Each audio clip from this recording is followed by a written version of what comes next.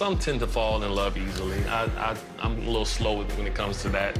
He's not giving a whole lot of himself. I need to see more from Brent. I need to see action, and I'm not one that's just gonna keep digging and trying to pull it out of him. Hey guys, and welcome back to Little Black Book. You already know what time it is. We're giving you guys a video on Ready to Love. We're going to be talking to you guys about Brent and Alexis. If you're new to the channel, make sure you like, share, subscribe. For those of you returnees, you ain't got the minerals, baby.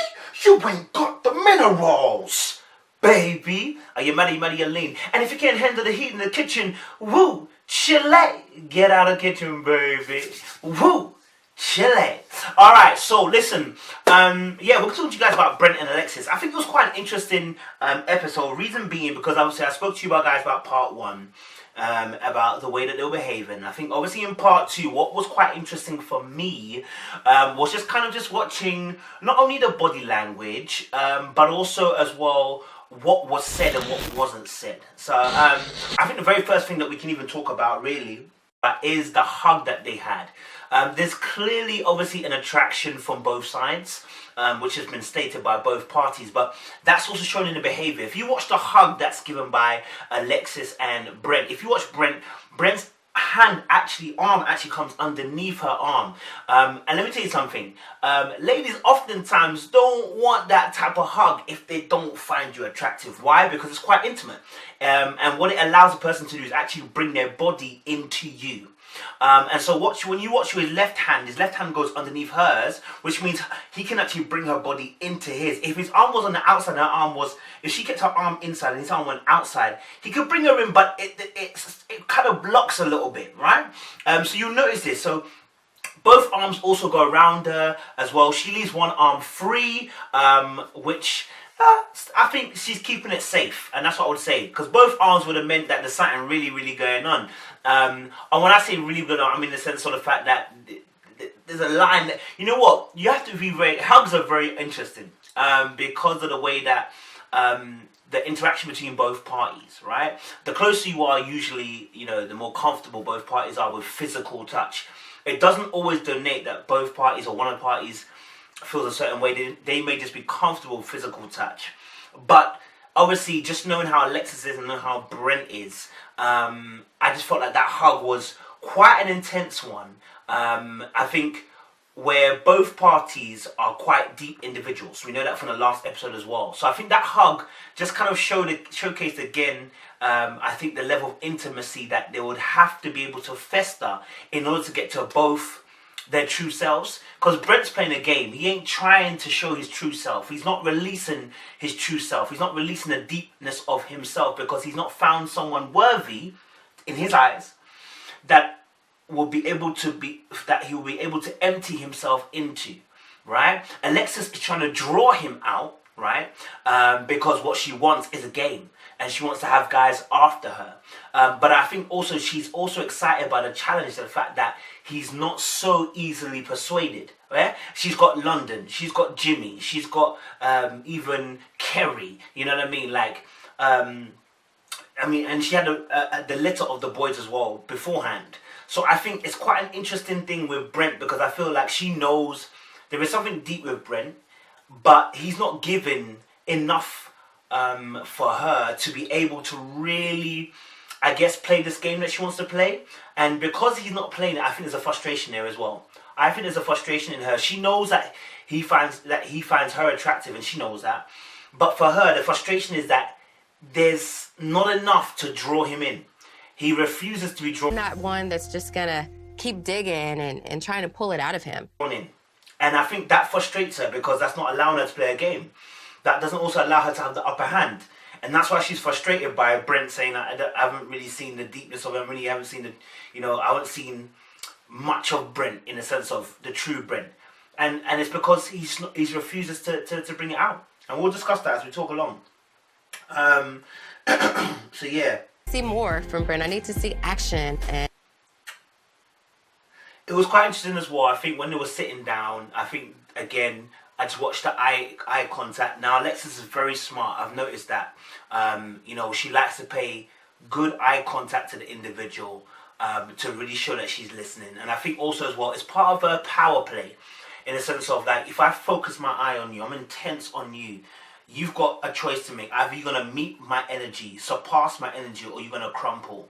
And I think when she locks eyes with Brent, I think she feels the jewel. It's a bit different from London. London, obviously, when she was fixing her eyes on him, she still was in control in some sense, because London was, although he was, I call out London the big boy of the campus, I feel like obviously when it comes to actually Alexis, there's a sore spot there, and I think she sees that. But with Brent, there doesn't seem to be a weakness in the armory. What I mean by that is, where does she attack? Because he's not opening anywhere. And that's the difficult part. How do you prize this present open? And I think when they lock eyes together, you'll see it. There's there's that intensity, there's that flair, there's a bit of lust in there as well, but there's a competitiveness in there. Who's gonna fall first? Who's gonna open up to the other person first? Who's gonna really? Because Brent's very much aware. And he said it, I think he said it later on, I hope I haven't gone too far. He said it earlier on where he said, obviously, you know what, I see all other guys creeping around you, etc., but, you know, I waited for them to finish and I came through, yeah?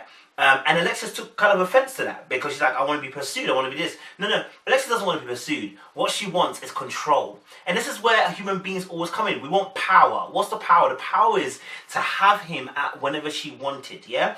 The fact is, he's not willing to play the game. That also intrigues her. It also... Thank you for coming. Of course. There is a mysterious side of Brent. He's, you know, very laid back, chill. So I am really, really excited to get to know him on a deeper level. It also makes her curious, but it also means that she doesn't have full control over the dynamics. And when she doesn't have full control of the dynamics, that's frustrating. I know. And so you see that obviously even Brent's body language, sometimes he just chilled back, he just sits back, he doesn't want to go too deep. He just be sitting back, not doing anything too tough. And the reason why is because, again, he's not trying to give her power. He refuses to give her power. And he says, if it's gonna work, it's gonna work, innit? But I'm not playing your game. I've seen how you done to that other man. Ain't gonna be me. I'm not a jester. I'm not a pawn. I'm a king. So either you play or don't play. If you don't wanna play with me, I don't mind. If you don't wanna get with me, I don't care. Like, at the end of the day, I'll do what I want. And the person who cares the least, remember, this is a game of duel, and this is what they're playing at the moment. They're playing who will care the least. What Alexis wants to do is, you know, in football, we call it a feint, yeah? And what that means is when you drop the shoulder, yeah? When you drop the shoulder, the defender's body will move to your dropping the shoulder. And what you're wanting for is that defender to commit himself, and then you jink the other way, right? And so this is what we're seeing between the two of them. They're trying to feint each other, trying to see who's gonna drop that shoulder, see who's gonna move first, and then commit. And when we say commitment, it doesn't mean they're gonna be in a relationship, but it means who's gonna take that first step, saying that, you know what, maybe I'm kind of feeling you a little bit, or because nobody wants to give that, nobody wants to say it, because both of them know and very much aware of each other, and both each other know they have an ego. And so the ego says, listen, you can't give him first, she's got to give in. Before you got to see the vulnerable side of her first, before you make yourself vulnerable. And that's what I think both parties are just showing here as well. It's quite interesting, a duel. I think it's also quite interesting as well to see Brent's minimalistic add-ons into the conversation. Just watching the interaction here, the conversation was slightly different from the sunbed. I think the sunbed, he spoke a bit more, where he was quite frequent with his conversation and adding in. And obviously Alexis was a bit more quieter. I think in this particular case, you see that, you know, with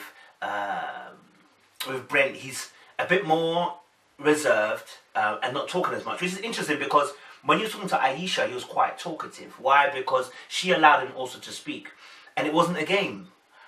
But here with Alexis, there's a game, which is, I'm not going to let you run the team. So when he's thinking that, playing chess in his mind, oftentimes people are playing chess because what they are wanting is not a relationship, they want control. I know this because I've done this before, and you know this because you've done this before. You've got certain people who are on your peripheral, but they're only there to exercise your control and your power. Meaning, you only interact with them when you want to interact with them. It's a power control. It's also a defense mechanism. It means that this allows you, because what you're doing is you don't want the person to get into your space, but you want to have control over something, because it seems like there's other areas of your life where you're not in control. And so this is an area of control that you have, and you exercise it. right? It's also about your ego. Your ego wants to be fed. It wants to know that it's a king or a queen. And so what you see with Alexis and Brent is so interesting because his minimalistic conversation is so it's a conscious decision in the sense of like here he's measuring her. He's kind of seeing where you're gonna go, what you're gonna say, and what you're gonna do. Yeah, because I'm not gonna give you nothing. I know I'm repeating this point because I want you guys to kind of see this. It's a jewel. We haven't had that yet. We have not. Yeah. But it took you long enough, you know. So. Like when I was around you, it's just like your energy. It was kind of drawing me to you. You know what I'm saying? I mean, we would lock eyes often, but you were kind of like. Well, again, you know. Slow dragon. You know, all of the court jesters were surrounding the queen, and I was like, okay, when they get done with their performances, then I'll come and move them out the way and see what's up. With me, I'm all action, and I need to see and not just hear that a guy has a connection with me. I need to feel it. You see, when two people like that meet, until one of them becomes real, the other person's not going to reveal the real. And even that person who reveals the real may not get a response from the other person revealing the real because they still want to play the control card. And actually, I think they're both actually suited for each other. They don't realize. Yeah, because they're both control freaks. And they both want to have power and ego, being satisfied and rubbed. So for me, obviously, just watching it, I think it was quite interesting to see that. I think also as well. Choose one. Oh, is that what you say? I don't like to be rushed, and I will not be rushed. If you're not gonna go after me and be aggressive, we may not have a connection. You know what? I take my time. I'm slow with it, etc., etc. And what he was actually doing, he's voicing his feelings out loud. And what the feelings were, actually, what he was saying was, I'm in control, and I refuse to be out of control for you.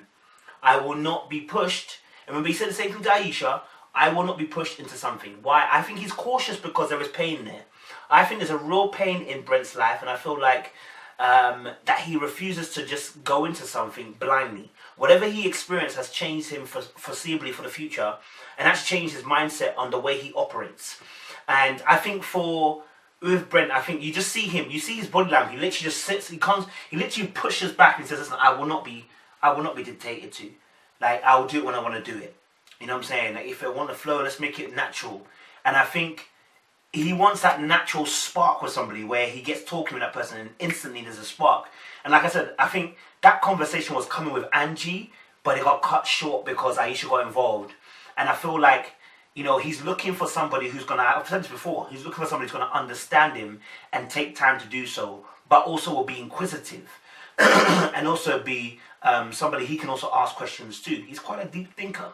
And we know that because obviously the conversation you had with Aisha previously. I like to wear mine like right here. This date has been a success. I mean, I think me and Alexis have this authentic vibe thing going on. So yeah. Alexis, like I said, that's why I said this is a game. Alexis does something which is quite interesting. You know, the perfume. Now, she didn't need to put it on her neck. She could have put it on her hand or her arm or her wrist area, smell it there.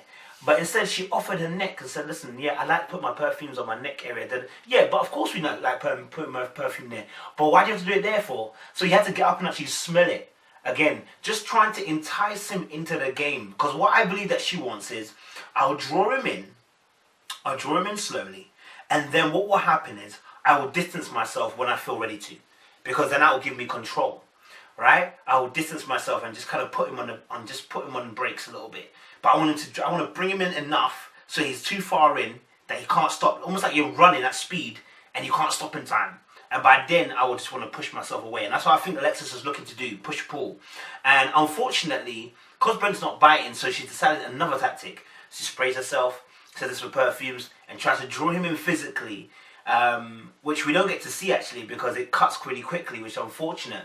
And even towards the end, it looked like they weren't having much conversation, or there was some kind of there was some kind of atmosphere that wasn't quite, I should say, wasn't quite smooth. Even at the end when he was saying about your purse and everything like that, it just felt like there was not much chemistry. But I think what we're seeing in terms of lack of chemistry was a game that played itself out and people didn't get what they wanted. And I think that's where we're seeing the awkwardness between the two. And I just think to myself, obviously, with Brent, it's such an interesting, because I don't know who's left in there that can actually really have a deep connection with Brent. I think, you know, Kimber could get there, but she's not a deep thinker and a deep talker. I don't think that.